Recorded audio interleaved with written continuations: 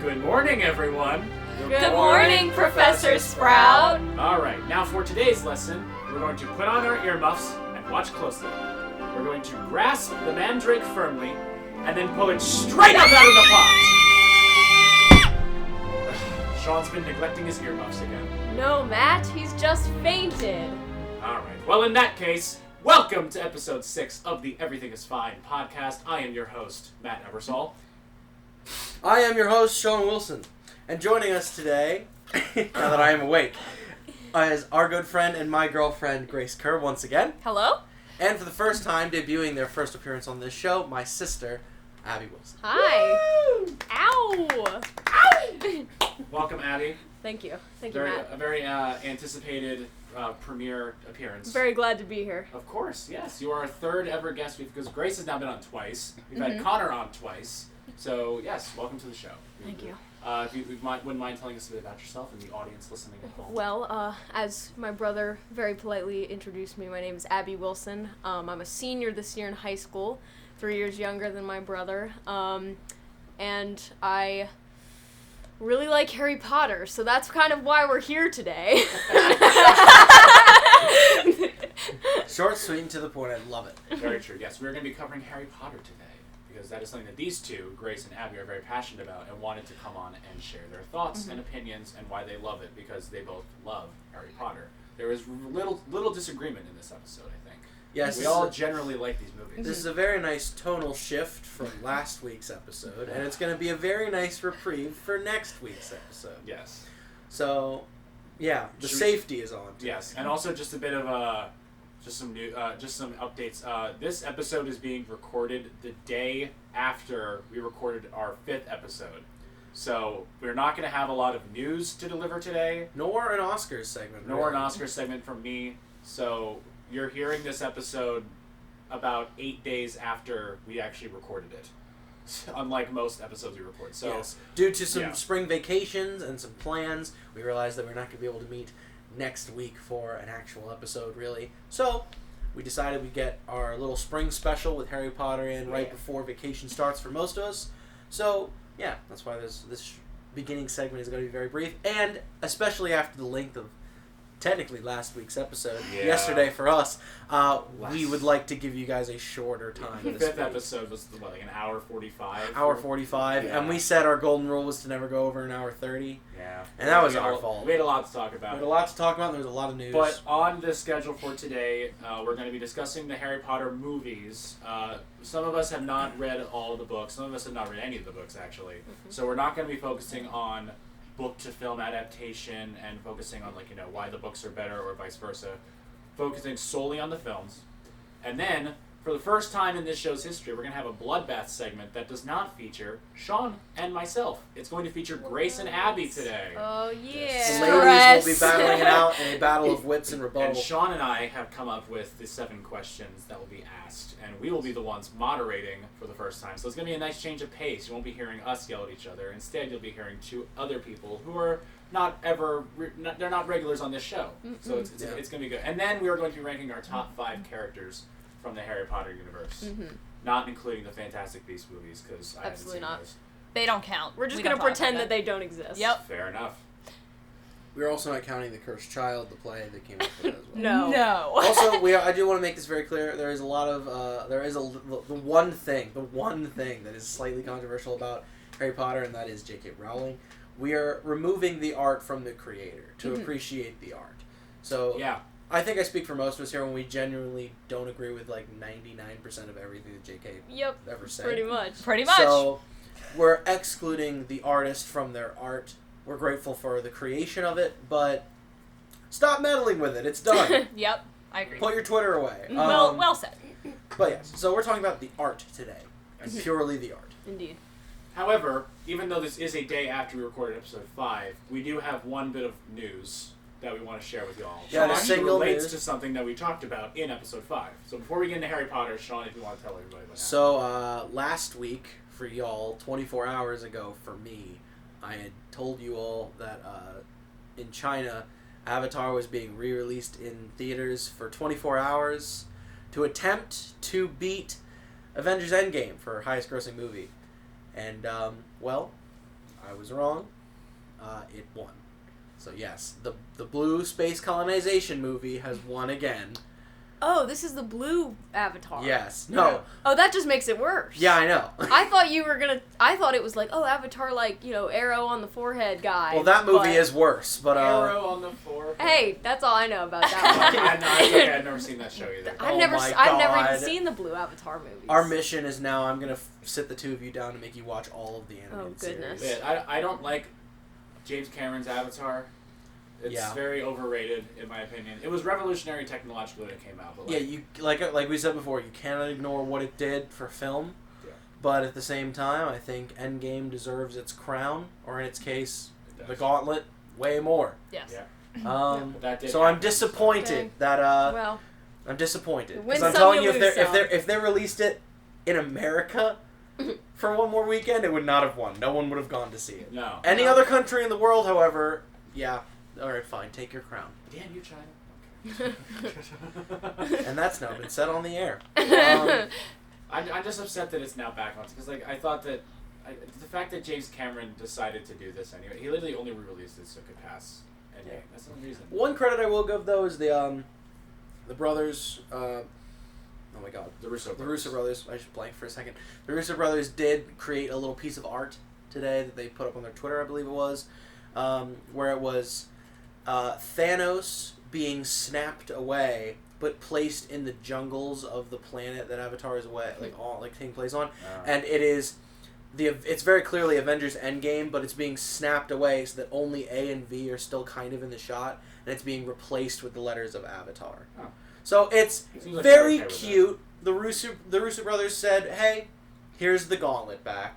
They were very nice about it, and that only shows that they truly deserve to keep the gauntlet. So Yeah. Mm. But anyway, that's really the only Anyway. news we have for you. So we'll now get into what this episode's about. That's the Wizarding World. it's the Harry Wizarding Potter. World of Harry Potter. Like always, Matt has his glass of water. I am poured myself a tall, frosty glass of butterbeer, and I'm ready to go. Yeah. Very exciting. All right, so we'll actually start with y'all. So let's first go one by one and describe our experience with these movies and how, when we watched them, how we liked our Harry Potter journey. Mhm. So Grace, if you want to start. I just watched these movies this past semester, so a couple months ago, because I had an uncultured childhood, so Sean decided to bring me into them. I'm very emotionally attached to these movies now, though. I will cry every time I see certain things happen in these movies. And she's seen them already multiple times. I have watched them already several times. I just watched them this past couple days because I wanted fresh in mind. I Did her homework. I don't know what it is. I think it's just I connect so well to all the characters that they don't. Hermione reminds me of me in several ways, and I just see myself in so many of these characters that it just Right. good connection. Mm-hmm. I started watching the movies when I was really young.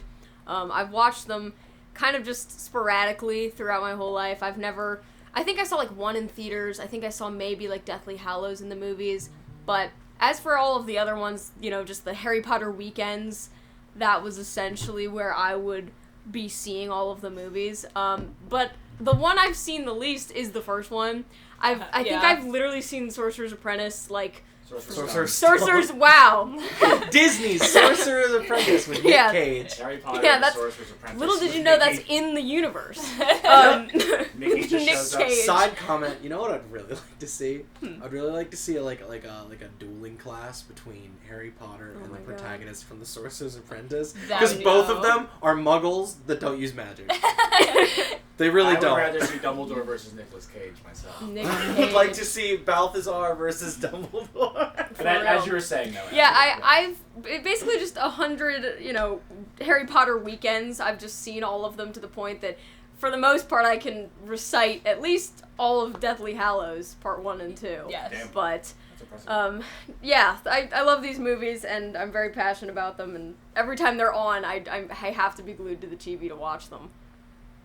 All right. I've read the books and I've also seen the movies. I think I've read the books all the way through. I think I've read the books like all the way through twice. I had like a thing I was going to read them all through. I think I've done that twice, but I've read certain books multiple times.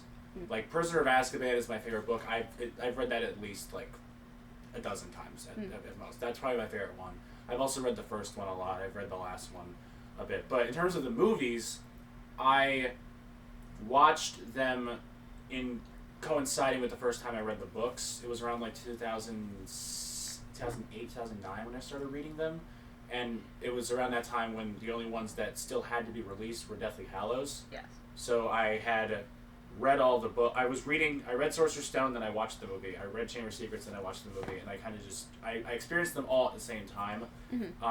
And since then, obviously I still love these movies. I haven't seen them in a very long time, though. I probably should have watched them before we did this episode so it was fresh. But I do really appreciate, these movies a lot. And I'm excited to talk about them. I'm almost the same. I've been reading the books from very early on, and I got the first few from the library, like our school library back in elementary school. Wow. Yeah, they have them in our school Nerd. elementary library. Like I got the first few from them, and I had acquired my own copies of each. I started reading the first few of the books, and then I know they were movies, so I watched the movies, and I kind of tried to, in tandem, read the books and the movies, but it ended up outpacing. So I went and I saw all the movies, and then I circled back and finished reading the series. So overall, it was just being like constantly exposed to them and learning more about them. And I'm the kind of person who hyperfixates, so like I just kind of obsessed over them way too much. When our high school took band trips to Disney World and Universal Studios, I got a wand. It was great. Yeah, me too. We went all throughout that, and it was fantastic. That was probably one of the highlights of that trip. So yeah, I like Harry Potter very deeply. It's been with me for a lot of my life. So yeah. Very cool. Awesome. All right, so now we're even start with the. So much to dive Does anyone into. have something that they want to bring up? I want to bring up the fact that I feel like the Sorcerer's Stone, not Apprentice. Sorcerer, well, also maybe similar in what I'm about to say. Sorcerer's Stone, I think, is a little underappreciated, at least from me myself, because I've only seen it a few times. I always forget it exists. And in our local movie theater, they actually played it because there's like no new movies out. They had it in the theaters, and my mom and I went to go rewatch it, and we're like, oh, this movie's actually great. And I just want to say that I think that it's underrated, and I think that everyone forgets about it. I would like to counter that. I do enjoy that movie. I think it is the least rewatchable movie, just because the first hour and a half... First of all, it takes an hour and a half for the Sorcerer's Stone to even be mentioned. True. There's basically no plot in the first 90 minutes of this movie. It's just a bunch of exposition, which you need, considering how many movies they're going to make and how much there is to this world. It's very necessary. It's just, when you rewatch it, you're just kind of like the only enjoyment I get out of it is Harry meeting all these people. Right. Like, I find enjoyment in the scene where he meets Ron and Hermione. I find enjoyment when he goes to Diagon Alley and he gets his wand. But, like, nothing of, like, story significance is actually happening yet. It's just a bunch of setup. Which it needs to happen. It's just, upon rewatch, it can feel very, very slow. It's a super setup movie. Oh, it is, yeah. That's you really only need to watch it That's why once. I think Chamber of Secrets... I think that movie gets underappreciated because everyone's like, oh, it just feels like Sorcerer's Stone. Like, yeah, totally, but like, from the beginning of that movie, they don't need to waste time setting things up. They could just instantly start the story, and you don't need to be like, oh, well, this person's this and this person's this. You'll find it out eventually. Exactly. Like the point. It benefits from having the first movie do all the legwork, and then from that point on, each movie is really, really quick to get going. Yeah. Whereas Sorcerer's Stone is just like stalled for almost 100 minutes. Yes. And then they just shoehorn the Sorcerer's Stone plot at the end, and it kind of feels like, oh, now we're actually getting somewhere. Yeah, very much so, like, kind of to play devil's advocate to your devil's advocate. I feel like, almost in a way, it needs to stagger it just a little bit. Maybe not for 100 minutes. But what's really important about the first half of that movie is not the Sorcerer's Stone, it's Harry discovering and being acclimated to the Wizarding World. And it's also a way for us as the new fan to get acclimated to the Wizarding World. I get it. I'm just saying my biggest argument is that it's weak upon rewatch. That's my Absolutely. argument. That's my argument. Absolutely. When you first watch it, it's great. like, whoa, oh my god. god! But then when you watch it again, it's like, yeah, I know this. Yeah, cool. Let's get to the actual Okay, story. get to the chess game. Get to the oh, chess yeah. match. When that stuff So starts fun. happening... Hot take. Ron's only good moment ever. Yeah. We can Knight talk about to that in a D5. second. Knight to D5. I'll have to sacrifice myself. Because I literally... I also love how when he's like dead on the ground, you can see clearly his like eyes moving and Yeah. twitching. Like he's supposed to be dead. I literally just watched this movie on Thursday. I did not need to rewatch that movie. No. I was like, I did because you never I need to. but I was just like, You rewatch I that just movie. sat there the whole time. I was You like, rewatch okay. that movie for the chess match, Corell's fight at the very end, and the mirror scene, and that's it. Mhm. Everything else Yeah. is useless. Also, he is sniveling like he's the worst in that movie in my opinion. He is Really? absolutely the worst. When you first meet Draco, he's an ass. I guess so. mean. There's a difference between like a convincing bully / rival / antagonist Ridiculous. and a Yeah. brat that I would love to punt down the Hogwarts stairs. Like In the first two movies, once it gets to like 4, 5, and 6, like Draco's there, but like at that point now we're focusing Yeah. on the actual plot Yes. of these movies, which is Voldemort. In the first 3 movies, Draco is just kind of the school bully that actually gets a lot of shine because we've yet to reveal the overarching story of Harry Potter yet, and so he's kind of like an antagonist, and he's so annoying. Because Yeah. right off the I bat, agree. he's like, "Oh, you're Harry Potter, super cool, famous guy that didn't let Voldemort kill him. Don't hang out with these losers. Don't hang out with the Weasleys. Yeah, he's like, Yeah. ew, you're gonna hang out with the poor people. Yeah. Come hang out with me. And then Right. he says, "Hey, has anyone ever told you you're kind of mean?" And Yeah, then, and then boom. that's it. That's all he said. He wants to kill him for the He rest of the immediately series. like, "No one's ever talked back to me before." Also, I you know what just- you know what I also noticed? He spits every time he says Sorcerer's Potter. Stone is the only one that ever has an integral plot point of that movie is the House Cup, Yeah. and then it's Yeah. never mentioned again. Yeah. I think it's Yeah. done. It's done in the second movie. You think? I don't It's think done at the end ever- of the second. No, movie. in the second movie, it's also mentioned. It's Really? it's Yes. only the Oh, first. because two movies. Dumbledore's like, his incredible bravery, I give you 100 points randomly It's- because I actually favorite Gryffindor, yeah, and I just it's want you to win. because- I was tired of Slytherin winning for Yeah. 7 years in a row. In- Gryffindor finished last, but they did it. Uno reverse. Uno Yeah, reverse. canonically, Slytherin had won for like 7 years Yeah. straight prior to Harry's Yeah. first year, which I find hilarious. And then Hogwarts stopped awarding the House Cup in movie 3. Yeah, They it just was. didn't care. Yeah, about you it just anymore. stopped caring about it. It was just this cool thing of like, oh, like let's give these people points for being brave or whatever. Yeah. Like they dropped that They plot saved point with the the Prisoner of school. Azkaban. Yeah, because Ron got points for playing a chess game. Yeah, literally. Hermione got The most points. outstanding Hermione game of got chess the points for school's ever standing seen. up to. Her No, Neville got Neville. points for standing up to his friends. But he Hermione deserved got that. points for being smart, and then Harry got points for being Harry. Yeah. No. You know what? Neville deserved his points up on that hill. I would agree with Neville because he's Neville such deserved those I also points. liked how Dumbledore specifically gave this the right amount of points to make it dramatic. Of like, Yeah. Harry, Ron, Hermione tied them. He's like, What? also, Neville, I'm giving you like Yeah. 10 What a points. jerk move. Just to beat him by 1. It's But it like- also made Neville look like a hero, and that's Yeah. what Neville needed. True. The Neville fact that they is- put him It last. was creative awardmanship, and like he got to like Neville was now known as the guy who broke the tie. Yeah. And that Yet was- they and then that they was almost good for him. they like forgot that plot development and Yeah. then they just were like, actually Neville sucks for the next like 4 Yeah. movies. And then they Neville- but then they made him the hero at In the end, so- right. They made him the hero Underrated at the very end. character. Underrated. Oh, I would have hot take. I would have loved for the prophecy bit to have been about Neville. Yeah. Like Neville Harry's is, like- just super convenient. Neville is the Harry Potter that never was. Yes. Yeah. Well, He had it the all whole there. point was the whole point like why his parents were targeted like during the Order of the Phoenix is because him and Harry share like a birthday within the same week, and the Oh. prophecy. Yeah. So this is I actually something. didn't know that. So the prophecy stated back when like Voldemort was around the first time that a kid of great magical talent would be intertwined with him, and like one would not live while the other survived. And it was said that this kid would be born towards the end of June, I believe. Something like that summer. Something like that. It was like the end of June. You could fact check me. They were born. Basically, they said like the same month, and I want to say June, but I could be wrong. But because Harry and Neville were born like in the same week, but Neville was slightly older, I believe. Harry Potter's birthday is July 31st. July. End of So July. sorry, it's the end of July. So because they were born the same week. 1980, by the way. Yeah. This movie takes place in the Canonically. past. Oh. Yeah. Well, yeah, the Battle of Hogwarts is early May 1998 because Oh. technically Hogwarts for most people would be middle school and high school is 7 years. Yes. Right. So it's the 3 years of middle school, the 4 years of high school, and then when you're done at Hogwarts, you're 18.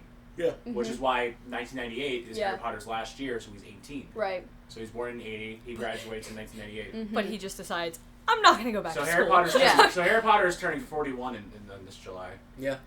Nice. But yeah, so that's why Bellatrix targeted the Longbottoms, because they're like, Yep. oh. Oh, if I was Neville, I would just hate Harry then. I Well, would just take that crap out But on here's him. the thing, Neville's a hero and a good person. Neville's very Does he realize that? Does Neville Well, realize that, that- like, I mean, Harry's low-key the reason for my He's parents' kind death? of the reason, like, the thing is, it's both of them, because they were both happened to be born at the same time. Last thing about Sorcerer's And Stone. both their families got murked, so One they're in last the thing- same boat. One last thing about Sorcerer's Stone, because we eventually kind of want to get into the movies. Another reason why I hate rewatching is because the Dursleys suck. Yeah, they do. The Dursleys are the worst in this movie. Like they're the worst. They might be worse in like maybe like they have worse moments, but like they're in it. They may have worse moments in other movies, but the fact that they're in this movie for like the first 25 Yeah. minutes, it's so much longer than any Tired other of ones. them. It's You're just tired of them, man. Oh god. They're so well written that you just despise Yes. them. Which shows props to Shows- the I actors. hate them. Yes. They're the most disgusting characters ever. They're the But, worst. like, I hate but it's the same. them. Oh my Like God. I props the actors of that, but I don't need to see that much of the bad Muggle characters. Like, you people know aren't what I that mean in real life. No. It's insane. No. No one would ever reasonably lock their semi-talented child under the stairs and then move to a lighthouse to escape the random letters. But and- Yeah. see, they didn't consider him their child. They considered They him hated the him. burden well, yeah, he from was the burden sister. that got dropped on them. But like, I don't think that no family would go to that comedic lengths Yeah. to avoid a letter delivered by an owl. To the point that you had to get a half giant to kick down your lighthouse door, threaten you with an Hagrid. umbrella, zap a pigtail on your like kind of a jerk son, and then take the child. Like, Yeah. Yeah. it's not worth it. Chamber of Secrets is the real first Harry Potter movie. Yes. Because the first Chamber one of is just Secrets the has a setup. very good amount of like mystery to it. It's incredible. Oh, Like, I actually That's a good that movie. movie. Everyone So much always says plot. it's like the worst one. I think it's. I I think it's. disagree. I think it's one of the better No, ones. no. Usually on most people's like lists or something, they always regard as Chamber of Secrets as like one of the worst ones. I actually think it's like in the middle of the pack. For I me. think that Yeah, the reason me people too. do that though is because they view it as so close to the Sorcerer's Stone. Well, it is directed by the same person, and they do kind of Same feel Dumbledore, interchangeable too. in terms of like how they look, how they feel. Dumbledore. Yeah, I don't. No one likes the No first one likes Dumbledore. old Dumbledore. Sorry. The whiplash between how 2 feels and how 3 feels, It's crazy. they feel like different movies, Yeah. from different Yeah. franchises. Yeah. Yeah. Also, they physically have matured very different. Like the Well, way yeah, they that looked is very well, different. Chamber of Secrets and Sorcerer's Stone were only a year apart, whereas 2 and 3 were 2 years 2 years apart. apart. Yeah. Okay. Yeah, Because as far as filming goes. the way Yeah. that they did, I believe, there are 8 movies. I think they did back to back, took a year off, back to back, took a year off, back to back, That's took what a year they off, did. back to back. Yeah. So I think it was 01, 02, 04, 05, 07, 08, 10, 11.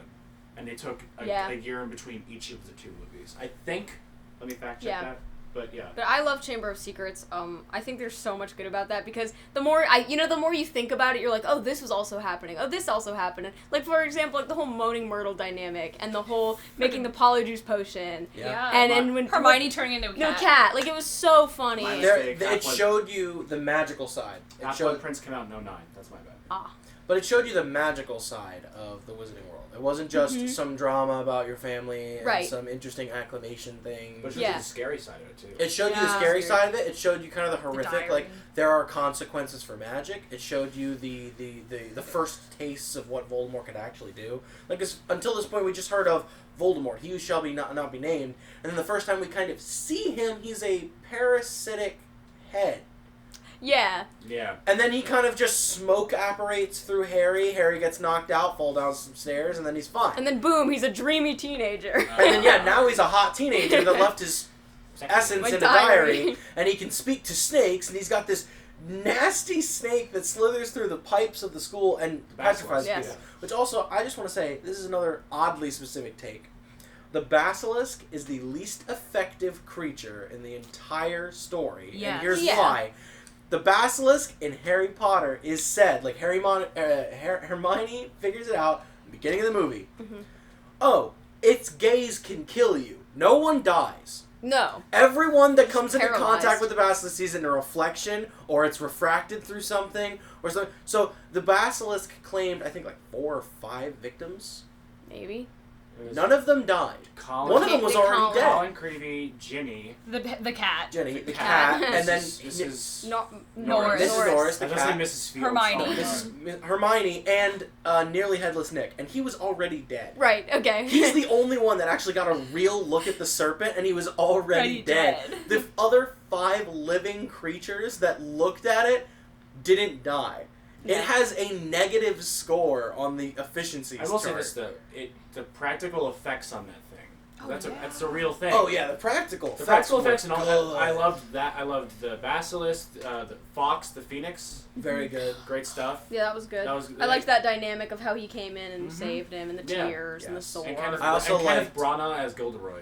Gilderoy Lockhart. made Yeah, that that's movie. I sometimes forget that Gilderoy Lockhart, that was the one that he was in. Gilderoy That's was that's such a really cool plot too. That was such a neat character idea because he was this suave wizard and then he was a liar. Right. They also found the first Horcrux in that movie and didn't even know. Yeah. Right. It ties back. Like They looking had back, it's cool like to watch Harry too. had no idea what he just did. Like he's just like So rewatchable. Spooky book You know, stab. the diary is such a great plot device in that movie. Yeah. I love the mystery aspect. I love the crap. What else am I forgetting? There's something else in the movie too. Jenny's possession. Yeah, that's really cool. That was a neat dynamic. How was her? Obviously, it's always them. It's always those three and like their Always those families. three. I liked the flying car scene. in the Right. beginning. I forget that that was Very fun. good too. escape. Yeah. Magic has Very consequences too. Right. You were seen. Yeah, true. I feel like, from start to finish, like, the more we actively talk about it and remember the scenes, from start to finish, there's so many good parts of that movie, Yes. even if it's related to the direct plot or not. the Whomping Willow.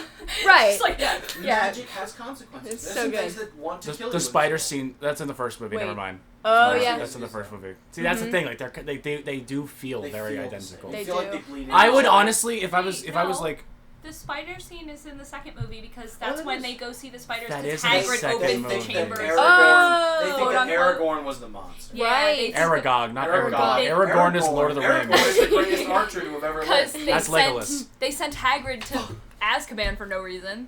Oh, Sean's dying. Sean doesn't know any characters' names, and he also thinks that the original Star Wars came out in 1981, but that's okay.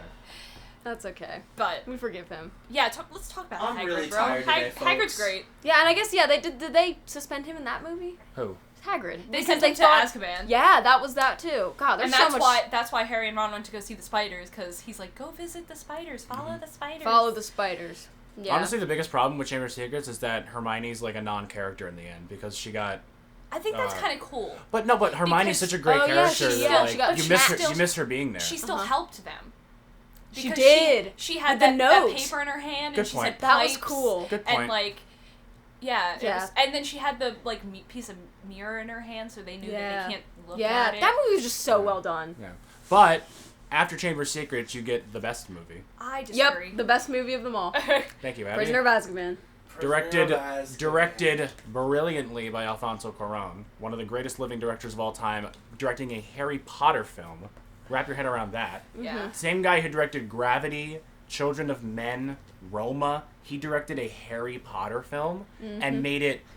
It's the most gorgeous Harry Potter film. Yeah. The imagery in that movie is stunning. I absolutely love it, and the whole story is so compelling with Sirius Black. Oh my gosh. And this whole family dynamic, and also no Voldemort in this movie.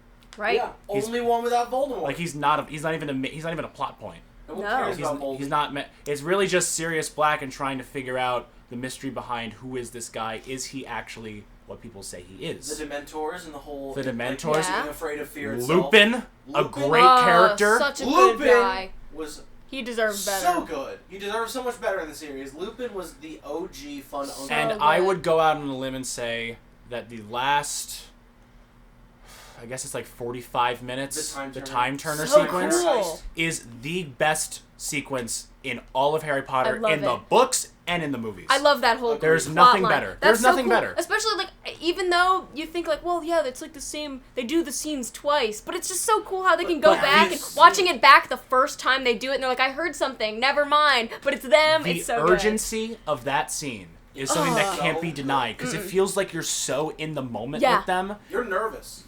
And then that's also the first time you see Snape start to like maybe show signs that like there's actually some good in him. 'Cause Right. he's the one that protects them when Yeah. Lupin turns into the werewolf. Yeah. Which, by the way, J.K. Rowling, great job naming the characters Lupus, werewolf. Yes. Like No one saw that coming. No one saw that coming. Especially when Snape subbed for Defense Against the Dark Arts and did a werewolf lesson. Yeah, exactly. Yeah, and also when they did the Bogart Heavy-handed thing, there. and it showed that Lupin was afraid of the moon. I adore the Weird. last like 45 minutes of that. The whole movie's great, but Adore like the the moon. ending is, it's just so like, you're just so encapsulated in this moment. Yes. Buckbeat's in that one too. Right? The hippogriff. The hippogriff. One of my favorite, if not my Amazing. favorite Harry Potter creature, the hippogriff. Yeah, and like the whole when you know like Hermione and Harry are riding it, it's just like classic the scenes. So in it was that. also the last Harry Potter movie scored by John Williams.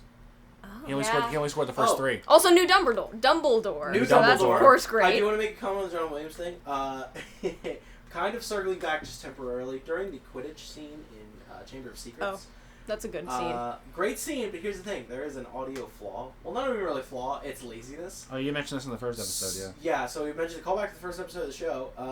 For you two, John Williams was currently also working on the prequels for Star Wars. And he uses the pod racer scene, I believe it is. I'm not sure. It's either the pod racer scene or the arena scene. He uses a chase theme from those movies during Wow. like a couple of measures of the like, Quidditch match theme. Wow. And you can I'll have hear to listen the back same to that. like motif used. And it's like, oh, John. Uh-oh, John. He said to those directors, look, I would love to do the music for you guys, but I'm also single-handedly saving Star Wars. True. So if there's some bleed through, I'm so sorry. This is the movie where you find out that Draco's so dramatic. Like when he got beat up, slashed in the arm by Buddy. My. And he's He's like, killed me! He's killed me! My dad's gonna hear about this! Yeah, my Like, gosh. He also got punched by Hermione in this movie, which is very satisfying. Yes! Wait, and that was biggest real. victory. That was real. Emma Yeah. Watson said that was real. Emma She straight Watson up just... actually punched him near Also, you want to know why the time turner sequence is good too? No, Ron. Yeah, no, Yeah. Ron. Get out of here, Can Ron. we talk about why I hate Ron? Yeah, go ahead. He's not important. If he was gone, nothing would change, really. Ron is the Except parasitic he friend. did, in Deathly Hallows Part 1, he did kind of save Harry's ass. Yeah. When he was Yeah. drowning in the lake because Yeah. he still had the Right. Horcrux on, and he's just like... But did you say that Azkaban's not your favorite movie? It's not. Where I like it. What? It's just not... Where is it, and what's your favorite then? My favorite is Half-Blood Prince. Movie. Yes. Yeah, no, I give her Yeah, that. I give her respect that. That That's one had probably the one of most my top. emotional impact on me, and it will always be my favorite. Couldn't disagree more. I'm sorry, Is it Grace. like your I- least favorite? It's my least favorite movie because it's the worst adaptation from book to film, in my opinion. Oh, well, I haven't read the okay, book. you have that. This is You've the got only. that. This is the only book thing I'm talking about. My favorite book is Half-Blood Prince, and a lot of the book covers Voldemort's backstory. It goes more detailed into the Horcrux and the whole Dumbledore and Harry journey, and the movie decided to make that a subplot and focus more on teen romance that I don't care about. True. Yeah, And it I was- did not. It's the worst adaptation, and also I find it very boring. The last like half hour, sure. When like spoiler alert, for all the movies, when Dumbledore dies, you feel obviously that's a great stuff. But I'm not. I feel like you're judging the whole movie off of the ending. Yeah. No. Well, Maybe a the- little. I think the sequences with Silk Hunter are very great for the movie, but we're kind of jumping ahead. I will say this: Too much teen romance. I agree with you that it is the worst book to movie adaptation, but I will give Grace that it is a genuinely good movie. and It's I probably love my the- second to I least love the favorite. gritty movie. feel it has. I love the dark feel it The has. coloring of The it color- is oh, very... so different. I think It's that's one thing that different makes than it. anything The you've ever color, seen. it almost feels drained of life. Exactly. Which is a very, very I'm gonna be good. my least But, favorite but movie. why? But why do they do that though? That doesn't make any Because sense it's the beginning tonally. of the end. But it's not the end yet. Well, that's the thing. It's the drained of beginning. life, and then look at how dark and gritty Deathly Hallows are. I think Half-Blood Prince is more gritty than Deathly Hallows. Part Deathly one. Hallows. Deathly Hallows Yeah. is like the beginning of night when like when the sky turns dark. But here's the thing: Half-Blood Prince is dusk, where everything is the light is finally fading and it's almost out. And then by the end So of the movie, deep. when Dumbledore dies, night is false. I would So probably say deep, Sean. Half-Blood Prince is my second least favorite movie. My least favorite movie, and it's the one that I don't like to watch the most, is Order of the Phoenix. That's one of my favorites. Boo. That's one of my favorites. Hot take Order there. of the Hot Phoenix is take. Order of the Hot Phoenix is probably my take. second favorite one. It's probably number Umbridge 3. Order of is the- yeah, the something- worst character But I love ever it. I created. love That's how the thing. I love her. Umbridge is the worst She's the character ever worst. because she's a great villain. Yeah. That actress has just done a phenomenal love to hate job her. with her. We I love ha- to hate her. I've never thought I'd say this, but I think one of the greatest villains ever in that series is literally just the education Pink system. lady. Like, And also- she is just the education system with And feet. if you want to talk about an ending, Half-Blood Prince, oh wow, Dumbledore dies. End of Order of the Phoenix with the war at the Ministry of Magic. Awesome. That is when Harry Potter, that's when the whole series switched. Like, you could say, oh, it's when Voldemort came back. It's like, no, Voldemort just came back. This is the first instance of the war is coming, and it's here. It becomes the war. It Yeah, also shows, and they see it also it. shows They're able to. Dumbledore letting loose. Dumbledore just Yeah. waltzes into the No, Ministry of Dumbledore Magic. versus Voldemort? And Voldemort So for the cool. first time in the series. That's the only part of first that movie time. I like. No. That's what we're talking No. about. Voldemort, for the first time you've seen him on screen at any point in the entire series, looks up from, like, staring Harry down. He's like, oh, like, I'm gonna knock your wand. He's like, you should have joined me one last time. Dumbledore walks out of the fireplace, and what does Voldemort do? He looks afraid. He's But like, also- oh no, I wasn't prepared to fight you Order of the today." Phoenix is the one. If Order of the Phoenix didn't happen, Dumbledore's death could not have happened because Well, Order of yeah. the Phoenix is when you start to see Harry take on a teacher role. So it shows That's that, such a good Yes. dynamic. Dumbledore's army is such a good like, you aspect see of that movie. is what a Harry perfect can do dynamic. without Dumbledore. So that way when Dumbledore dies, you don't feel super hopeless because you know Harry has it in him. And I love the scenes where he's training the kids. Yes. And, Yeah, and I love Dumbledore's that army. too. I Hot love take, those Harry. moments. Should have been Defense Against the Dark Arts. I teacher, think not Order of Noah. the Phoenix is my funny. third favorite. That's funny. 2 is my second favorite is probably Hallows Part 2, and the number 1 is I mean, the Azkaban. worst It's not one's even- probably the first one. Because Yeah, the the whole worst one's beginning, the first the whole Right, beginning. but I mean, not it's out of a really bad. toxic way of just like yeah, that. It's an amazing intro to the Wizarding World. It's but either when that you or, go like, back, Hallows you're just kinda Part like, 1. Meh. Well, I think that a lot of people can agree that the one that people I don't like Goblet of Fire. I don't like aight. it. It's aight. It's It's the bad. middle. But it's funny because I think the reason I hate it so much is just because it's Hate it? overplayed on Oh. TV. It's Yes. overplayed on TV and They I always can't play watch that one. it. But like when you actually take a step back, like it is the transition movie to Yes. the dark half. Yeah. I think in general I like the light half versus the dark half. The I ending- think the I like ending 1 gets through dark. 4 to 4. Yeah, more than ending 4. gets The dark. ending It's is dark. brutal. That's where Harry Yeah. Potter starts to switch tonally. Order of the Phoenix is where it starts to shift story-wise. Yeah. But, like, tonally, the end of Goblet of Fire, Yeah. when they get transported into that graveyard... that's And so Cedric's deep. just like, with I'm the dead. Yeah. what was the What's thing this? they put on the they turned it into a port key. a It's a port port key. key. Poor kid. They turned Cedric into a port just key. kind of stands and is like, Harry, where the hell are we? Yeah, and it's he's like, we need to leave right now. You're in danger. And It's then some dark Cedric stuff. just in his last moments. Yeah. I also one thing I kind of find annoying. If you really do, like look at what Cedric's death was like portrayed as, like to the people of Hogwarts. Like he died defending a friend. Like you think he's like pulling off some epic last stand. All he does is say, "Who are you? What do you want? Don't come any closer." And, And then he just that's gets zapped. and that's another reason I like Order of the Phoenix, because it takes that and it then pits Harry against everybody else. Because Harry's the only one saying Voldemort's back. Yeah. He killed Cedric, and all throughout Order of the Phoenix you get to see that amazing dynamic between the Ministry telling Harry shut up, between Hogwarts telling Harry to shut up. The only one who's on his side is Dumbledore. Yes. And that's why you feel such that connection. That's because Dumbledore is a very intelligent man.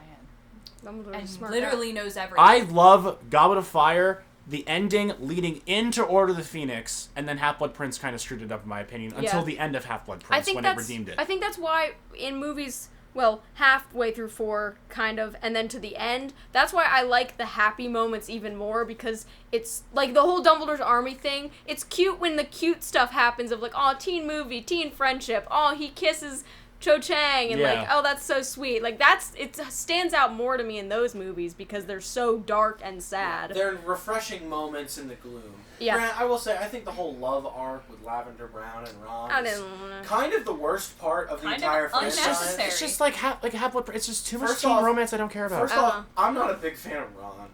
No. I don't think anyone here is. Ron's we just really talked whiny. about. We Yeah, just talked we about. talked about it, but Ron's really whiny, and I just don't like Ron. Ron causes more problems than he helps.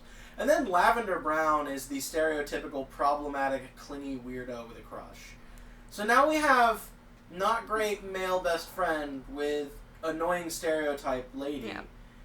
And And then Hermione just And being then mad in Hermione- the background. and then Hermione, the chosen one, the chosen girlfriend, is just like, Yeah, Ron. The whole series, Ron is just jealous and Not butthurt good. that he's not Harry. Yeah, Hermione, literally. yeah, Ron is just like, I want to be I would say from You're the 4, chosen one. from 4 He was a on, yes. jerk in He was 4. a jerk He was in an 4. In absolute 3, jerk. that's when you start to see maybe him switching in terms of, but like in 4, that's when he's like actually becomes Like, unlikable. you actually put your name in the Goblet of Fire, and he's like, Come Ron, on. I'm Harry Potter. Bad stuff happens to me every year and it's never my fault. Why do Literally. you not believe me? My favorite, Well, yeah, of literally course. one Yeah. of the funniest lines is, I forget what movie it's in, but it's when the three of them are in McGonagall's office and McGonagall's like, why is Yeah, it whenever always there's trouble, it's always you three? Yeah. It's like love her. She's great. Maggie And Smith is the McGonagall best. is Why? the baddest Why bitch in the could whole she not be series. the headmaster over Dumbledore? She makes me so happy. She is She's my favorite. the greatest. McGonagall, alright, we can argue that there's some very, very fantastic female characters in the series. Not many though. There, Molly Weasley? Yeah, but not many. Ooh, I'm Molly saying there's Weasley. Luna not. There's Lovegood? not a Luna's quantity. great. No, it's not what I said. There's not a quantity of There's them. not a quantity. Was what I was trying There's to not say. a quantity, right.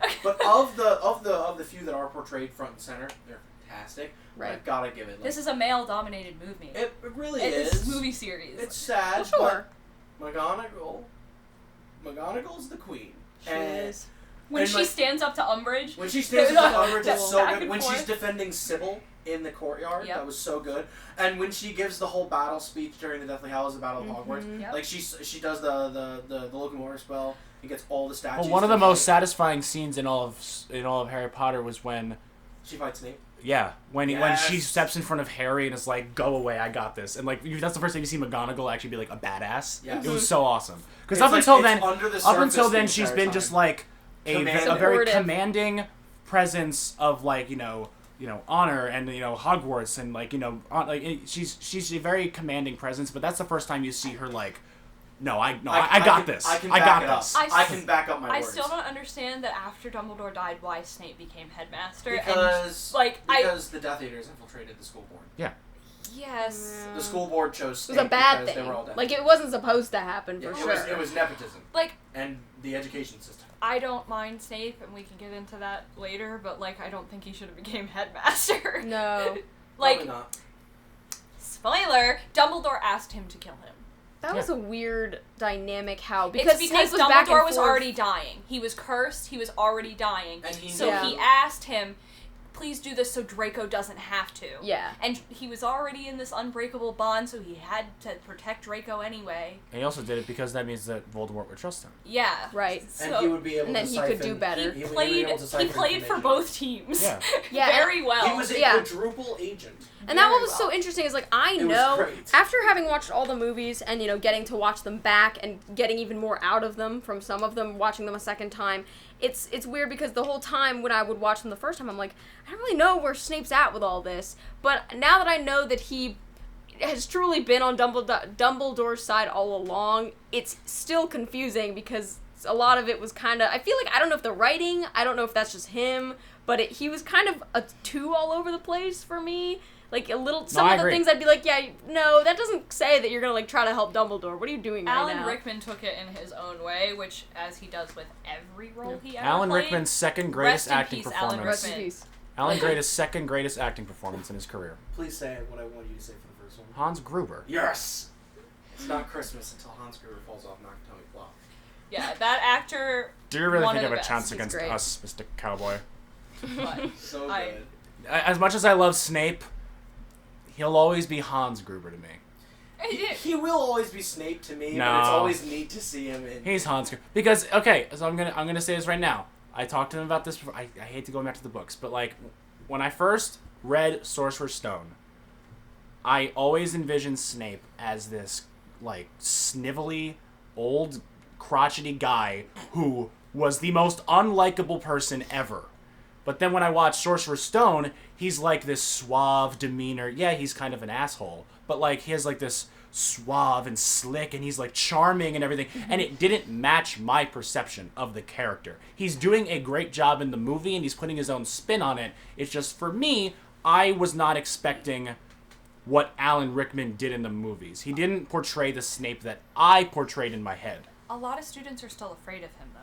Because in 3, Neville says his biggest fear is Professor Snape. Right, yeah, I remember that. Well, yeah, students are afraid of him, but like... So he still gives off that demeanor of being scary and It's just, in like, the books, it was- intimidating. But In the you books, it as a wasn't viewer, intimidating, though. It was you crotchety. as a viewer were actually kind of every time he Yeah. came on screen. You're like, Be yes. honest, when he showed up, you got excited. Oh, I was like, Absolutely. Queen, yeah, work it. whenever Like, whenever he showed up in the books, I'm like, I hate you. him with his cape, like. But see, I'm that way with truly annoying characters too, like Dolores Umbridge. Even though I genuinely did hate her, I still like to see her, because for me, I do enjoy a terrible villain. So I feel like I would Fair. have enjoyed a villain It's regardless. just that- Voldemort. I liked Voldemort's Alright. scene. You should hate the villain, and that's the point. Uh-huh. Before we get to Bloodbath, do anyone have any more hot takes?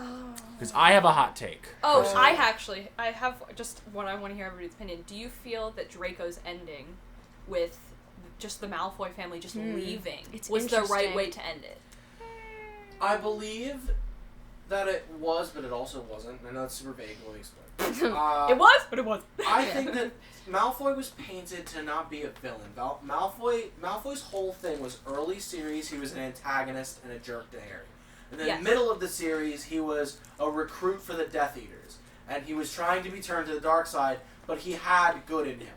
The dark side?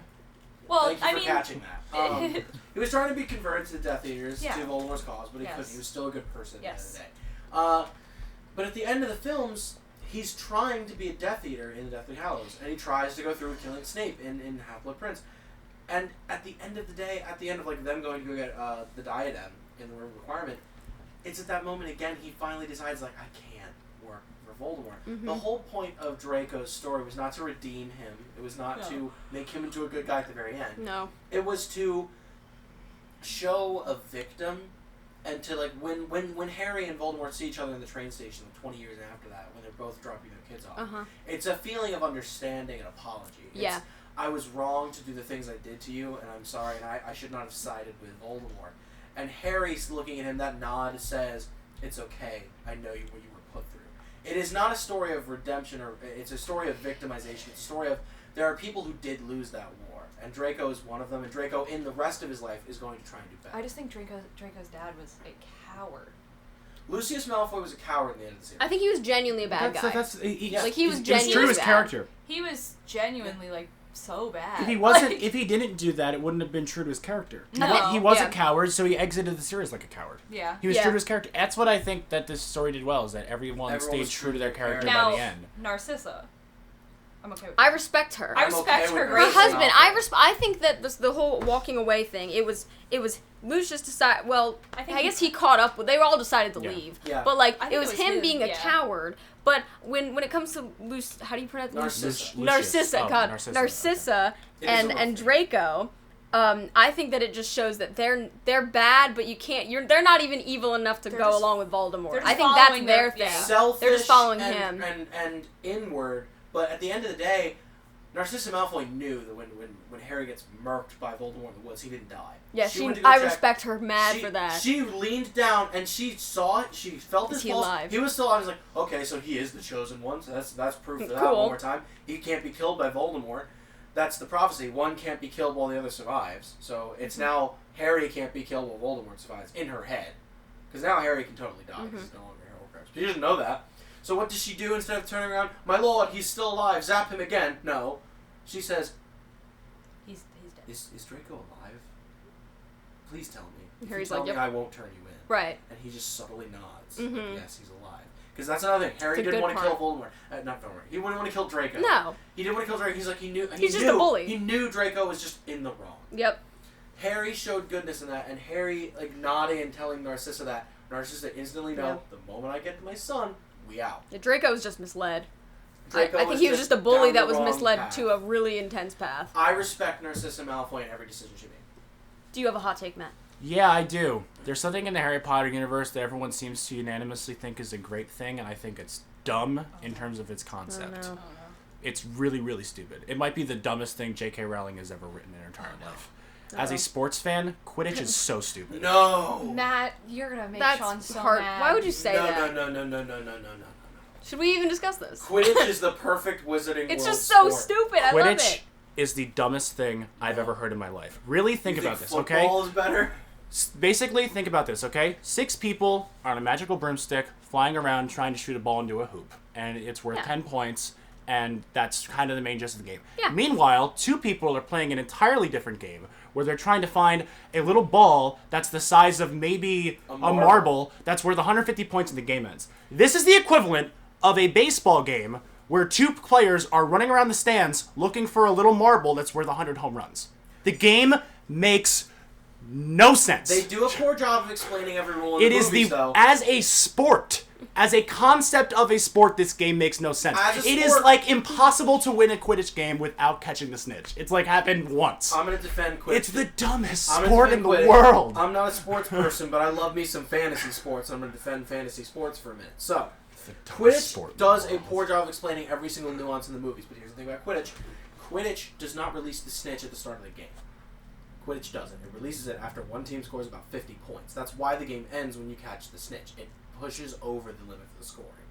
So, the whole point is the game has to progress to a certain point. It's a way to close out a quick victory because Quidditch games are played in series. They're not played in individual matches. They're played in individual matches at Hogwarts because that's how House Cup rules work. Wait. Quidditch, professionally, like the ones you see at the beginning of Goblet of Fire, Right. are played in best of tournament games. That's why they're quick shutouts. It's a way of ending a game very quickly and maximizing your strength and magic. But what's the point of actually playing a game of Quidditch if the snitch is all that matters? Because here's True. the thing. When did they cap it? Here's Like, the if thing. no one catches So the yeah, snitch. it's okay. It's hard to find. So why not make the whole game find the snitch? That's the What's thing. the point of the ret? You're watching a game. Really think about this, okay? You're watching a game between Team A and Team B, and you're getting really into the whole quaffle thing, and maybe one team just like pulls away, and they're up 80-30, and they're your fan. But then the other team catches the snitch and they win for no reason, even though they're getting outplayed the whole game. No. As True. a sports fan, Sean, I gave you like 2 minutes just now. Give me my time.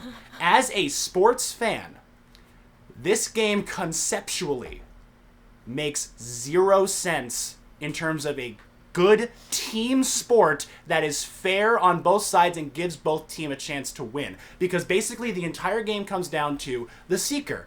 Everyone else is borderline redundant. There are 2 points that I can challenge you. The first is if the lower team catches the snitch and it doesn't push them to 200, the game still plays. No, it doesn't. I'm pretty sure it does. Gryffindor won the game against Slytherin in the first movie like 180-20.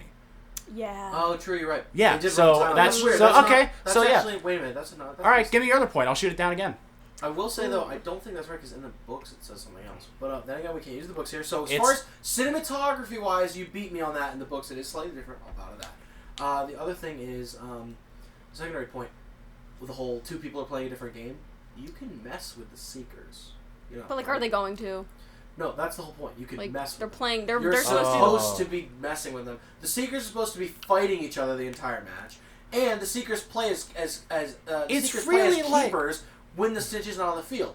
So It's- Harry's a lineman. It's until really the second like half you're of the game. watching a football game with a boxing match going on in the corner that's actually going to determine the outcome of the football game. But What's the that's the point of point. watching the foot? It's But like if in the the Super back Bowl half- was happening and the Chiefs and Yeah. Buccaneers are playing and they're actually kind of being neck and neck, but it's whoever the winner of the wrestling match going on at outside of the arena. That's the one that determines, and they're going to relay it into say, hey, by the way, guys, the Buccaneers just won because their guy was able to find a little marble outside of the stadium, so you can all go home now. It makes is a bad- 0 it's a sense. bad This concept. sport is dumb as hell. It is a bad If concept. if the in snitch franchise. gave the team like an advantage, like if your seeker caught Yeah. the snitch, you got 10 minutes of having an extra attacker on the field. Good call. That'd be much better. That The would be fact more that the snitch is worth 15 times worth a quaffle shot and wins the game most of the time, it makes no You're right. sense. That is a This sport is so dumb. You're right. That is a conceptually bad thing. That This just sport kind of is boils so down to stupid. J.K. Rowling not being a sports person either. when This she wrote sport the is rules. so dumb. That just boils down to J.K. Rowling not knowing sports either. I will say though, and I will defend myself. When it comes to Quidditch, there is a Muggle variant of Quidditch. I am well versed in the rules Oh, of man. Muggle Quidditch. I actually played Muggle Quidditch. For Irrelevant. A while. Irrelevant. And it fixes that actually. I But call then again, irrelevance. It's also Muggle Quidditch. It's not And yes, canon. I have It's not 100 canon. It's not canon, but I just want to say I that will I have say- played Muggle Quidditch. I will It's fun. say that when Matt came in with that hot take, I got real defensive. But Matt, I will say I think you've changed my mind on that. This game I think you've makes really convinced no me. sense. No, J.K. I mean, Rowling needs to it's not stick going to to make me making. judge the movies, but J.K. I Rowling agree needs to with stick you. to Right. writing literature and not sports I rules. just like Quidditch. I agree with you that the concept of the game is flawed, but those scenes are some of the best scenes. They are The fun to CGI watch. does not hold up to this day. Well, sure. Well, The second no, one- but neither does any of the CGI in the Star Wars movies in We're the not talking original about that here. trilogy. We're not talking about So- that here. We're not talking about that I here. know. I'm saying it doesn't hold like time. Personally, CGI is personally, ruined by time. Sorcerer's Stone Quidditch sequence, I like. The Chamber sequence, Quidditch sequence is basically the exact same scene again. I don't get much out of that one. The World Cup Just of he Quidditch. has a ball attacking The him. World Cup of Quidditch in 4. We don't even see the game. We don't even see the game. I like the one And where then Snape is messes there- with Harry. Or no, Like sorry. Quidditch when- is that's the first much one, yeah. similar to the House Cup. Quidditch is kind of forgotten about once we get past like the Yes, third movie. That's because, there's again, no time for fun. it's in now this. it's evil. because It got because evil stuff. Now we have to because do with the war. because J.K. Rowling realized that she is not good at creating sports and thus stopped including it in the movies she made a bigger because threat. that sport is dumb, and I really hope people agree with me on this. I love Quidditch. Because I, as a gonna sports fan, agree. it makes no sense. Fair enough. That is my Fair my enough. hot take. Quidditch Fair enough. sucks. Anyone else speak now for Hold Your Peace? Because I no, don't think so. we I have think- some questions. think to we're ask you good. ladies. Oh, no. Did I'm we so want to? scared. Did we want to quickly just highlight our top favorite characters? We're doing that at the Or end. We do do it at the end. We do it Okay. at the end. Thank We do you. this at the All end. right. So, without further ado, I'm so scared. You want to ask the first question? I think I didn't. I come up with the first question. All right. We're getting there. Yeah, that's my question. I kind of want to. I want to. Plot twist. Grace and I are just gonna like agree on. That's the So- problem. I'm I know. afraid. Matt, all you on the first question, and you get a little bit. So to refresh our audience, I'm thinking of we're a going to choose one. No, you just pick. No. Don't give the choice. You just pick one. But you are going to be asked a question. You're given like 45 seconds ish to state your point. The other person gets their opportunity to say their point. Then the first person gets a little rebuttal. Then the other person make it like one line, and then we move on. Great. All right, I'm gonna start with Grace. Of course you are. Grace, obviously each movie has a different one, but I want you to tell me who's the best Defense Against the Dark Arts teacher. Lupin. Why? He is the only one that I saw that did like actual like interactive lessons with the students. Like, who did we have? We had Gilderoy Lockhart. That he didn't know anything about what he was talking about. We had Umbridge. She didn't believe in magic. Like, Yeah. she did not believe in using it. And then we had Snape, who they didn't really show him teaching very much. I think Snape would have been really good at it, but the best one that they showed was Lupin because he interacted with the students and got them to use magic. Okay, Abby. Unfortunately, I agree with Grace, but for interaction points, I will say that in watching the movies, I think Gilderoy Lockhart was very enjoyable to watch because of how goofy and silly he was, and for plot reasons. Matt is angry. Matt, do you want to get in on this? No. This No, is we your- this is can't- your we question. can't argue You with Can't Argue, get in on you can't it. argue. You're It's just so all you. disappointed in me. I was hoping you would say something. But go No, ahead. I think Gilderoy Lockhart is fun to watch, and that would be my only rebuttal. Because she agreed with me, I'm not going to rip into her, but I'm just going to say Gilderoy Lockhart knew no magic. He knew how to wipe people's memories, and that But was he was about it. I will Very give him credit. trained. He's very trained in one really hard school of magic, but everything else sucks. I was really hoping you were gonna say Mad-Eye Moody, Yeah, same. Oh shoot!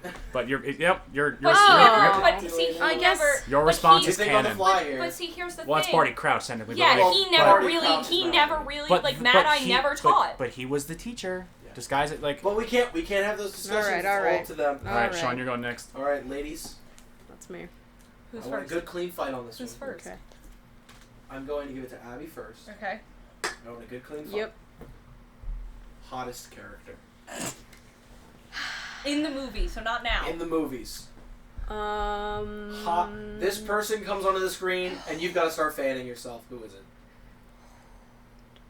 Episode. Yeah. Okay. Now Episode. you got me doing it. Deathly Hallows 1 and 2. Neville Longbottom. And I don't really think I have to say anything about that. I think he's just a beautiful looking man, especially considering his character development and considering how much he had grown physically. And it was just, the contrast was so intense that it's hard to argue with that. I'm also gonna go to Deathly Hallows because obviously the characters are a lot older because they're children in the beginning. Yeah, it's kind of We have a weird. problem if you said anything from the first Harry four. Potter in the Episode first 1, movie. Harry. No.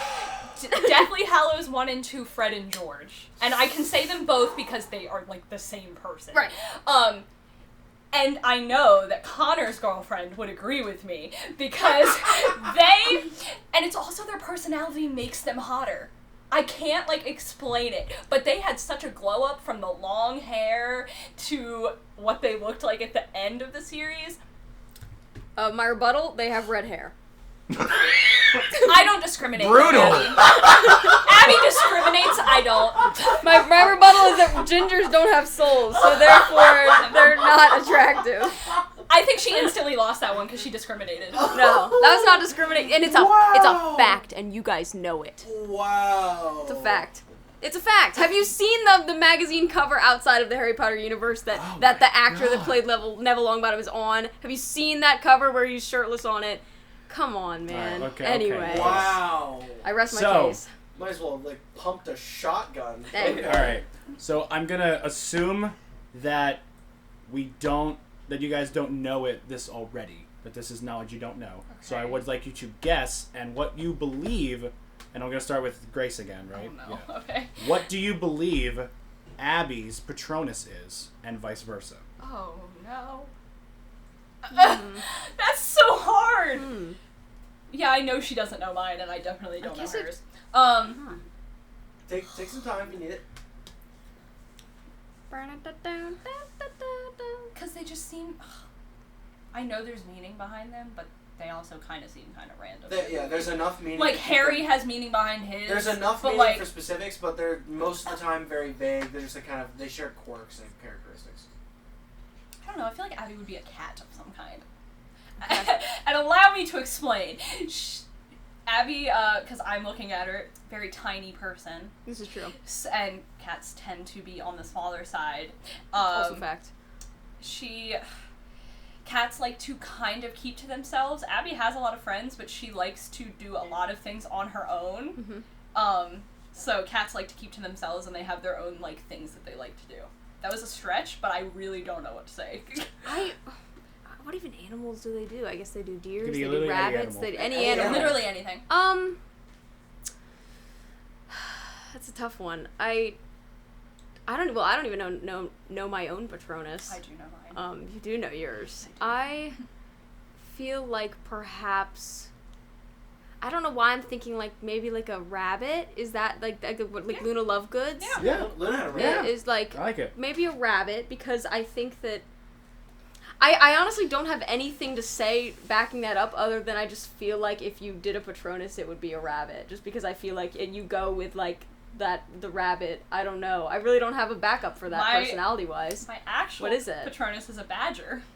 Interesting. Very close. Which Mine is is some funny kind because of- Hufflepuff is badger. Mine's some kind of horse.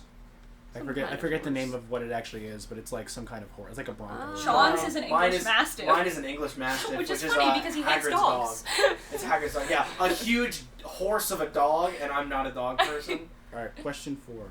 I will also say this just because frequent guest, Connors ironically is a snake.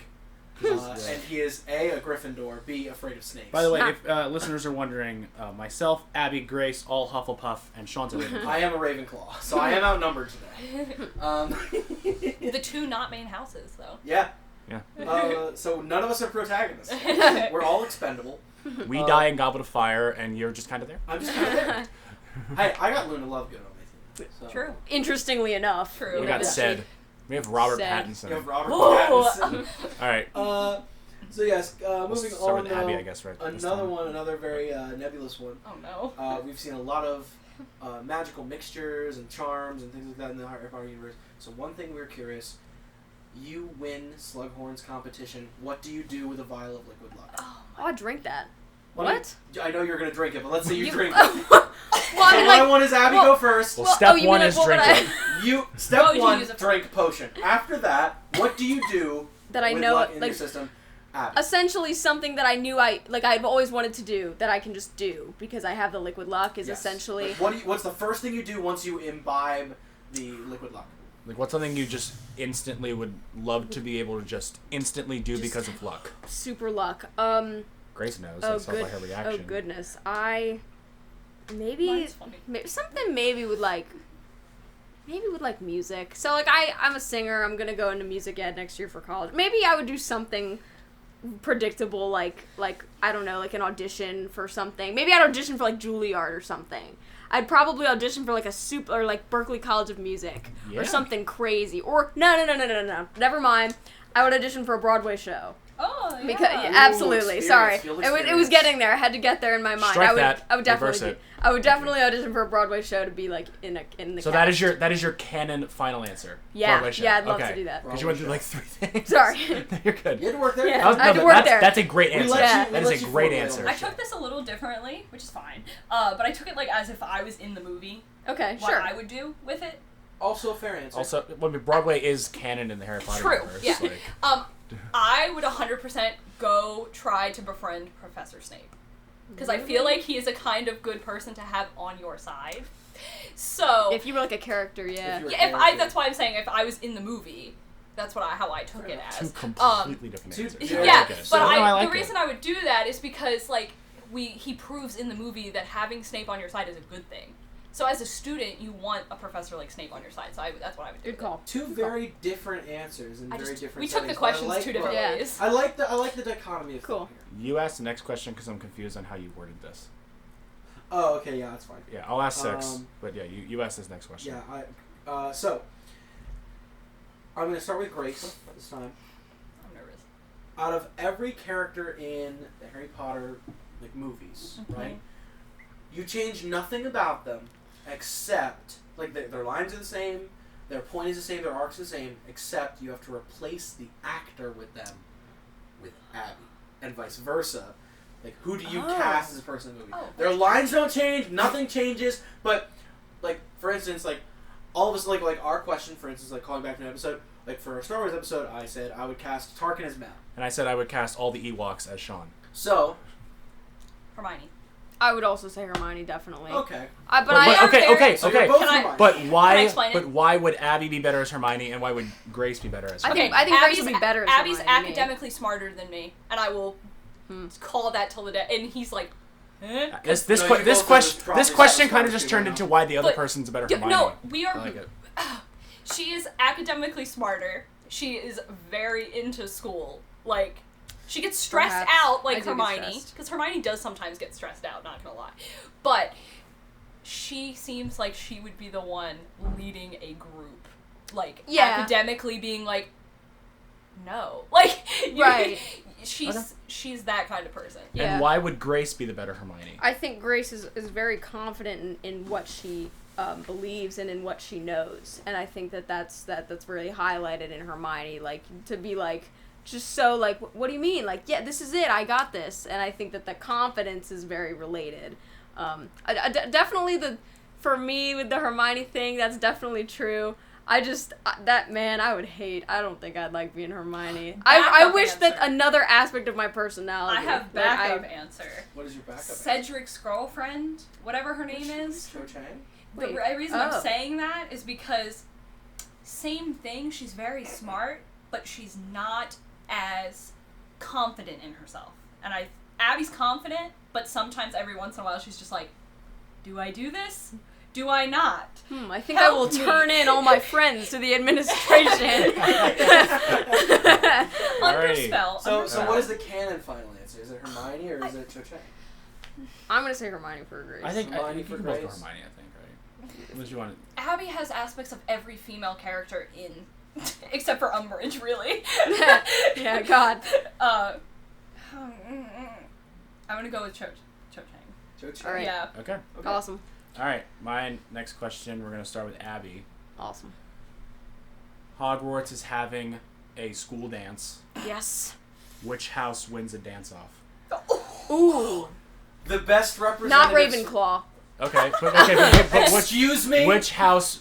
If all 4 houses think just I have to got in work their this own through. quadrant and Right, it was just a right. dance off, who'd win? You mean like, yeah, I pick a house. Yeah, you have to pick a well, house. I gotta work through this a little bit. Not Ravenclaw because smart people can't do anything else. Hey, I'm sorry. So if you're smart, you're probably like nerdy and studious, and you're like, I'm above dancing. And then Hufflepuff is a really solid contender. So is Gryffindor. Slytherin, I feel like they'd bully everyone else that if they couldn't dance, but then they also might not be able to dance as well. I'm gonna go with like Gryffindor, because Hufflepuff, they probably can dance and have a really good time, but they're probably just like stupid looking when they're dancing because they're very like all over the place. I think Gryffindor is just like the embodiment of like just a good time, and like you're just great and like main character vibe. So I'm gonna go Gryffindor. All right. I'm gonna go Slytherin. And here's my reason why. Always Gryffindor versus Slytherin. No, I was gonna say Hufflepuff, but Slytherin would want to win. Good call. So they're going to Train. work the hardest. Yeah, literally. They're gonna... Sean's watch, 420, everybody. They're gonna either work the hardest, or they're going to purposely just try to mess up the other Sabotage, team yeah. to win. That's a Especially really good if point. it's against Gryffindor. Because for some reason, Yeah. they're the only two houses. So guys. you're That's saying actually true. So Abby. So what I gather is that Abby's going more of like Gryffindor would be a better dancer, whereas Slytherin would be a better winner. Yeah, And yeah, maybe like a better the- competitor. Exactly. Yes. Interesting takes. Yes. I think you both Very have a good interesting argument. takes. Yeah. It's just a matter of are they looking for a better Would you dancer? not like to see Draco, Crabbe, and Goyle get down? That'd be enjoyable. Would you not like to see that? Yeah, but would you also not? Would you like to see like Seamus and Dean and get it. and all the Weasleys, Fred and Yeah. George? All the We all know Weasleys. Fred and George can dance. Oh yeah. They're yeah. bust down. Yeah. They Alright. all know. Good but also, question. I mean, I Alright. will say though, like, props for both of them. Those are good answers. I like them both. I'm just gonna say though, I think Ravenclaw would be No. No, very decent. Ravenclaw's No. too in their head, and they would think and too much also, about it. this They'd, like, would- do the math. What Yeah. would Luna be doing while she's dancing? She's like, there's so many thoughts in my head. Okay, Maybe, Luna's like- probably not the person we send in. But Analytic. literally, They'd like, be too the analytical only- in their dancing. She's literally like the only person people really know from. But we're not from here to Ravenclaw. ridicule Sean's house. We're here to get into questions, and we have one more question, and it's the biggie. All right. Now, so, Big one. again, Oh no. you are asked to disagree on some aspects of your argument. This is a 'cause I have this a or feeling you both. this might is a agree. this or that Well, that's question. the hard Got it. part, But we we both agree. but we ask you to defend Find- yourself. defend yourself it. better. I'm gonna start with Abby. That's me. Was Snape redeemed? I hate you. Was Snape Snape? redeemed? at Blame the end him. of He these- asked Abby first. Could you elaborate slightly on the question? So the Just slightly. sequence of What Snape were Snape's actions throughout the entirety of the series?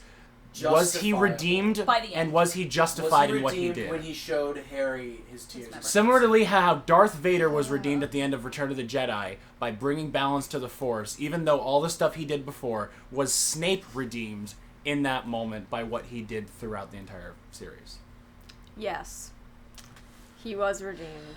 And I stand by that. I think I really strongly stand by that because you I know you're both going to agree, so you have to defend. You have to come up No, with points. Give your points. I'm gonna come up for reasons why he isn't, even though I disagree with Oh, that. interesting. I think he's got to be redeemed. He is redeemed because when you got to go through his memories, it's clear that from day one he did want to protect Harry, and while he didn't always do that to the best of his ability, and while he literally like threw him around a classroom and abused him, I think that he was always there for him, and I think that he was on his side when it comes to the fact that he stood up against Dumbledore, his friend, and said that he was treating Harry wrongly, and was saying that he was raising him like a pig for slaughter, and yeah, I think that Snape was trying his best, and that he was actually helping out Dumbledore by being like a spy. I feel strongly about that. So obviously, because I gave Sean the example for this question,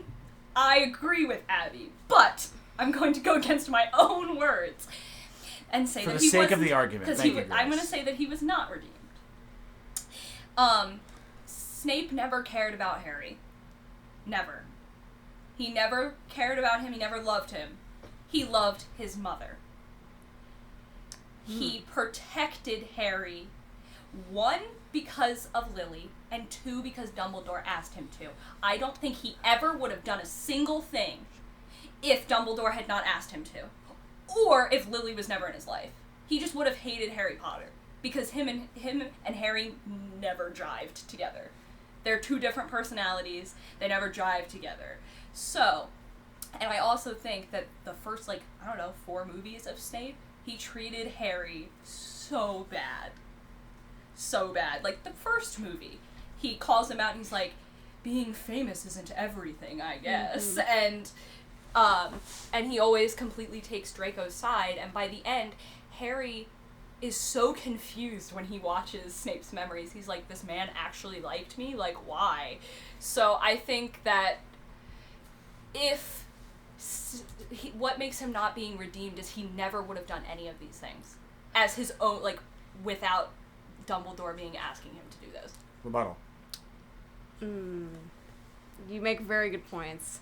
I think that while while you view his intentions as differently, I think that if I were still focusing on the actions he took, I would agree that his actions were redeemed. Because even if he didn't care about Harry, which is a really actually valid thing to say and guess, the fact that he still was a jerk to Harry, I think, is justified in the fact that it came from, like, someone else telling him to protect him. I think that the intentions were good, not emotionally, but physically, his actions were intended on protecting Harry, because whether he had to or whether he loved Harry, I think that he still was redeemed in the fact that that was his point. Anything else? All Snape, as much as I despise James Potter, all Snape ever used against Harry was, your father is this, your father is that, you are like your father. Nobody likes to be compared to their parents, whether they're good or not. You are your own person. So I think Snape was very much an asshole for that, and caused his ending to be a lot worse. And scene. Well done, ladies. There you go. Well done. I just want to say, I think Snape is very much redeemed, so I feel so bad for what I just said. You make good points, though. Make good points. You make it good. No, Wise yeah, that was good. In the prequel episode, we had a question similar to Lily where it was who's hotter, Obi-Wan or Anakin, and you answered first, and you said Obi-Wan, and even though I agreed, I had to defend Anakin, so I granted a more significant question for Grace, Yes. but I understand sometimes you have to defend things you don't want to defend on and this show. that's in life, man. That's why I think maybe we should implement a thing where it's not we ask a question. It should have been whoever answers first.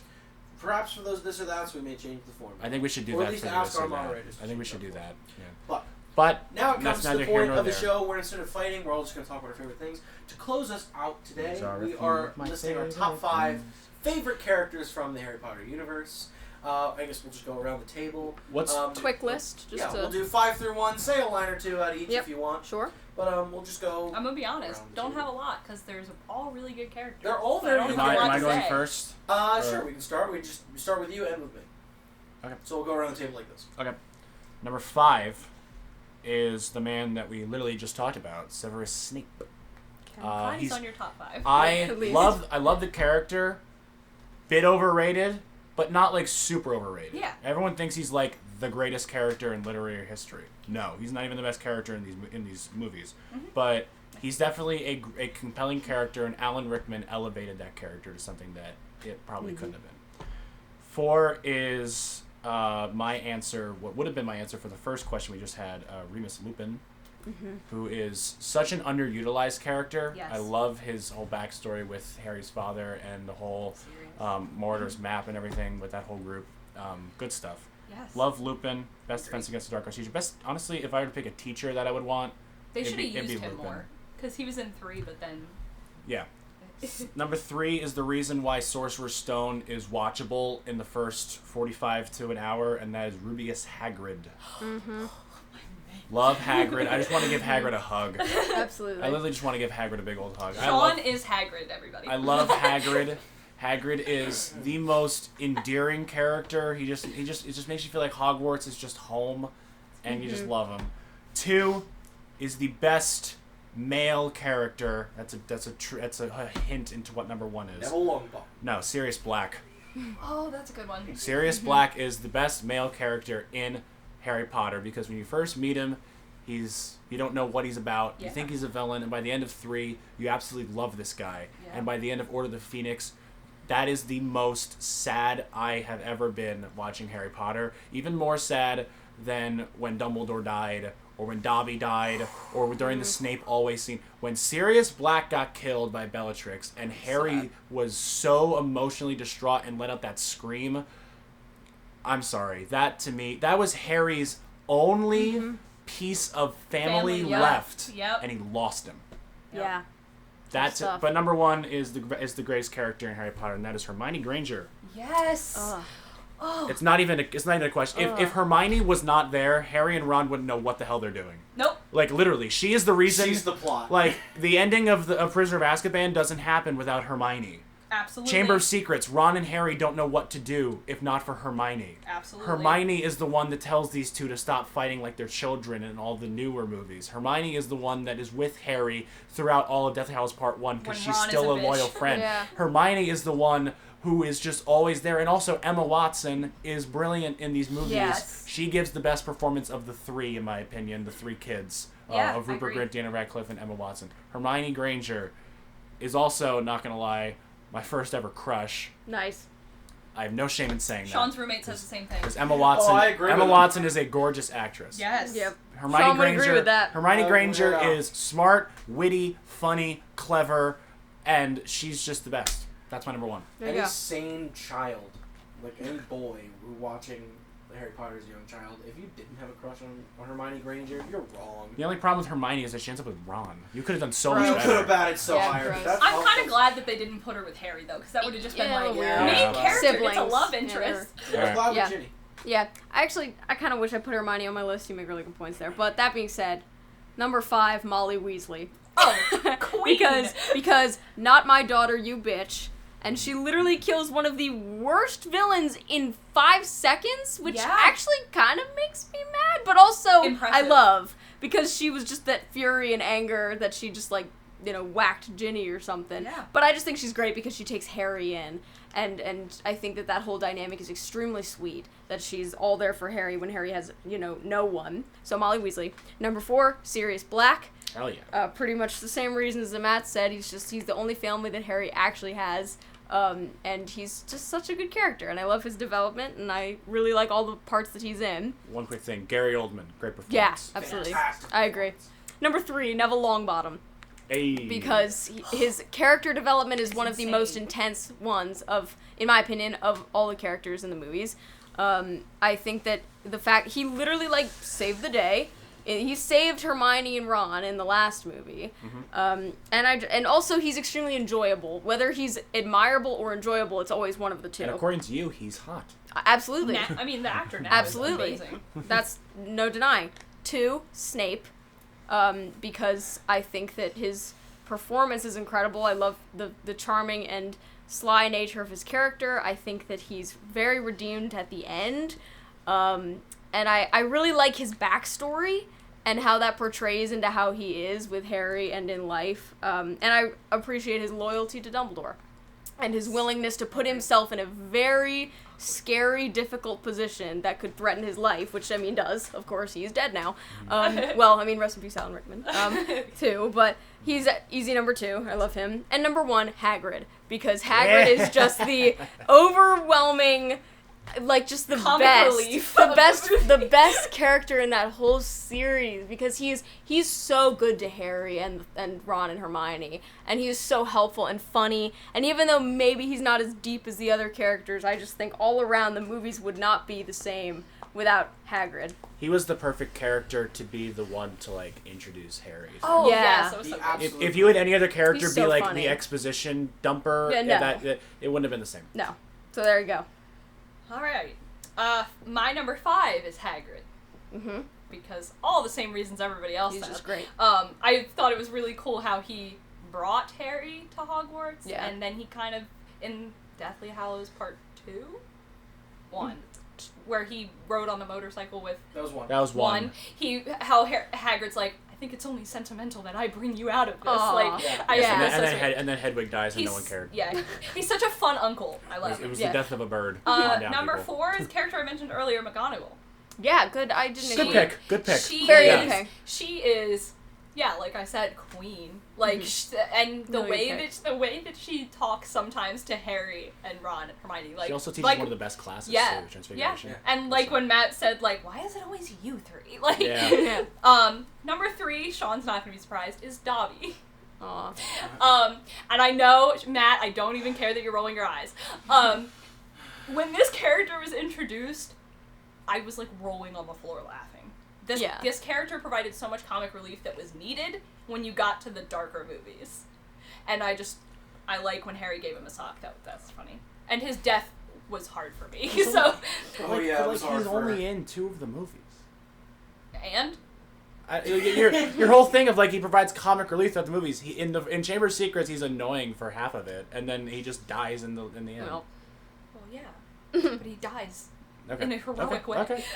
Number 2 is Hermione, Yeah. because without her, these movies would not exist. Yeah, for real. They'd all They be would've dead. died. They would have died in. Well, no, they would have the existed. second They movie. just would have been vastly different. It would have because been the main Neville characters as the would have chosen been. one. And my number 1 is Snape. Yeah. No matter what I said during the Bloodbath, he will always stand as my favorite character. I hated him at first, and I think most people did. But then you get to the end when he's redeemed, and you see what he did, and it's amazing. Honorable mention to Neville, though. Yeah. Also, Hermione's a Muggle. Yes, True. and she's better than everybody. True. Brightest witch of her age. Right. I'll kick mine off. 5 out of the gate. Technically it's 2 characters, but Fred and George. Yeah. I'm sorry. I would love to be Fred and or George. Are you kidding me? They might not be the brightest wizards, but they are amazing magical craftsmen. Mm-hmm. They have some of the greatest personalities. They have the most fun out of any characters in any given year. They're always there for the laughs. They have wonderful hijinks with each other. They're each other's best friends. But if I have to choose one of them, I'm choosing George. And here's why. Fred's always been the front man of the two of them. He's the one that does more of the planning, more of the tinkering. George is very much the help and the assistant. I like George a bit more, partially because of just how I know the saga wraps up. Fred dies in the Battle of Hogwarts. And Yeah. George and Fred, being best friends and inseparable, George has to continue on with his life. He continues to run the shop. He continues to run Weasley Emporium, and he makes just as much success as he did without his brother. But the one thing that does kind of like make it tragic to show like this wonderful character, like the strength he has, and a little bit of the sadness that leaked into his life with the death of Fred, it is in canon. Both of them could cast Patronuses because of their time in Dumbledore's army. However, after Fred's death, George could no longer cast a Patronus. All of his happy memories I were did dulled. not know that. Aw. All of his happy memories were dulled with the death of Fred. Aw. But I like George for his character and his tragedy. Yeah. Number 4 is Hermione. I don't think I need to say anything really about need, that. Yep. Been around their table. Better on the Nice. bush. Did we all have? Oh, no, you didn't have. I didn't have We Hermione, didn't have, I but don't I need to say but I any more about respect. Hermione, but Respect. alright, by the end of the series. Number 3 is Dumbledore. No. Bring me the wizard! I love the wizard character so much in any film or any story, and Did you put your Dumbledore is name in a the Goblet of Fire? master. I will say Dumbledore's probably my number 6. Dumbledore is Yeah. a fantastic mentor for some parts of the films, but the most of all, I love his sense of humor, I love his Yeah. style, Yep. I love the way he handles situations, and his wisdom is amazing. He is a wise wizard, and he's earned his title of Second headmaster. actor. Before you go to number 2, which Dumbledore do you prefer? The second half Yeah. of the series. Okay. Sean, you can't deny Dumbledore's got style. But yes, Dumbledore's got style. Number 2 for me is Remus Lupin. Yeah. The best defense against the dark arts teacher. Second place would go to Mad Eye for me. But Yeah. Remus was we all know, first off, as an educator, we all know this man actually wrote a lesson plan. We all know that this man thought about his lessons. He was fun in class. He taught the kids well. He was a fantastic tutor for Harry during the Yeah. Patronus lessons. And Remus as a character, as a friend to James and Sirius, as a guide to the Order of the Phoenix. He cared about Harry and, by extent, Ron and Hermione every step of the way. He was fantastic, and his tragedy of the werewolf was a very nice play to him. His fear of the moon, afraid of hurting those he loved, especially in a time of war when everyone had to buckle down and go for safety. Remus deserved better in the end, and I do hope that one day if we ever get like a decent adaptation of The Cursed Child, I would love to see some stuff done for his son. That'd be cool. Fantastic to see that. Yeah. But Remus is fun uncle, great teacher. Number 1 for me goes to the man himself, Sirius Black. I love this man. Approve. This is my Obi-Wan. This is my prequel Obi-Wan. First off, he's gorgeous. He is a fantastic wizard. He is an amazing character, start to finish. You see him as this menacing convict in Prisoner of Azkaban. He's so ready to be out of Azkaban. He waited so long to get his hands on Peter Pettigrew. And then when you turn the twist, you see that he's after Pettigrew, not Harry. Yeah. And then he calmly pulls Harry aside and says, like, you look so much like your father. I know that I was not there for you, but I was named your godfather. And I know that this looks bad and I have to be on the road for a while, but I would love for you to come with me. I would like to be what I promised your father I would be to you. I want to live up to the family. He instantaneously has love. He had love for Harry the entire time he was in prison. He mourned the loss of James and Lily so much. And what makes it all the more heartbreaking is the olive branches he extends to Harry. The "you are a good person, but you're a good person that bad things happen to" speech is from the heart. And the most tragic thing is, yes, I think that his death is the saddest in the entire series, but what makes it so impactful for me is that in that last second, his last words he says to Harry is, "Nice one, James."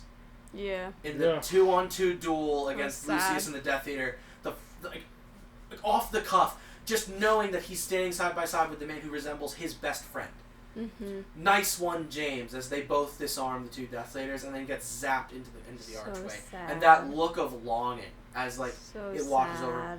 That he looked at that child with love every step of the way. He loved he Harry. was Harry's dad. Yeah. And that was a character that was beautifully written, beautifully executed in every single way. I love him. How beautiful. That was the saddest I was watching the movies, and the saddest I was reading the books too. Mm-hmm. Yes. I put the book down for like a solid half hour when I first read it. I was like, no. Yeah, no, you can't kill him off. No. But For story, it needs to happen. that's all of our lists, and that's all we have to say Yes. on the Harry Potter franchise.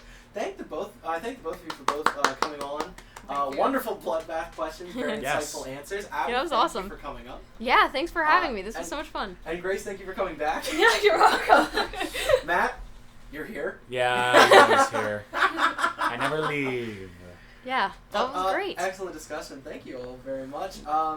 Next week is for you listeners. We will have more news and we'll have more Oscar coverage. We promise. Although we're going to keep it very brief because we have the sequels. To end this little mini series, it is going to be a very ugly episode. But Blood is coming. blood will be spilt. People will die. But it's going to be a fantastic show next week.